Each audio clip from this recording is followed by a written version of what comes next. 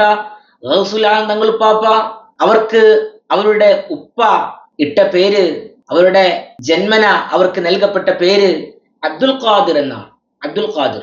അല്ലാഹു സുബ്ഹാനഹു വ തആലയാണ് അവർക്ക് ദീൻ താൻ വിളിച്ചോവർ മുഹീദ്ദീൻ എന്ന പേര് കൊടുക്കുന്നത്.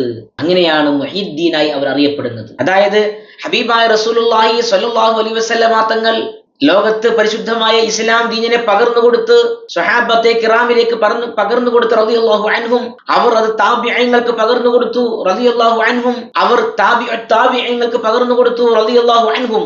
ഖൈറുൽ ഖുറൂനി ഖർനി സുമ്മല്ലദീന യലൂനഹും സുമ്മല്ലദീന യലൂനഹും. ഹബീബായ റസൂലുള്ളാഹി സ്വല്ലല്ലാഹു അലൈഹി വസല്ലമ തങ്ങൾ പഠിപ്പിച്ചതുപോലെ ഏറ്റവും ഉത്തമമായ നൂറ്റാണ്ട് ഖൈറുൻ നാസി എന്നും ഹബീബിന്റെ മറ്റൊരു റിവായത്തിൽ കാണാൻ കഴിയും, ഹദീസിൽ കാണാൻ കഴിയും. ഏറ്റവും ഉത്തമമായ ജനത ഖർനി, എന്റെ ജനതയാണ്, എന്റെ സമുദായമാണ് എന്ന് പറഞ്ഞാൽ ഞാൻ ജീവിക്കുന്ന ഈ നൂറ്റാണ്ടിലെ ജനത, അതായത് സ്വഹാബത്തെ കിറാം.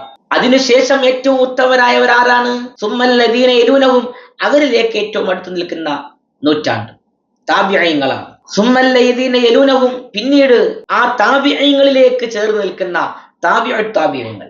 ഈ 3 നൂറ്റാണ്ടിനെയാണ് ഹബീബായ റസൂലുള്ളാഹി സ്വല്ലല്ലാഹു അലൈഹി വസല്ലമ തങ്ങൾ എടുത്തു പറഞ്ഞിട്ടുള്ള നൂറ്റാണ്ട്. ഈ 3 നൂറ്റാണ്ടിലാണ് മദ്ഹബിന്റെ ഇമാമിങ്ങളുടെ അവസാന കാലഘട്ടം അവസാനിക്കുന്നത്. ഈ 3 നൂറ്റാണ്ടോടുകൂടെയാണ് മദ്ഹബിന്റെ ഇമാമിങ്ങളുടെ കാലഘട്ടം.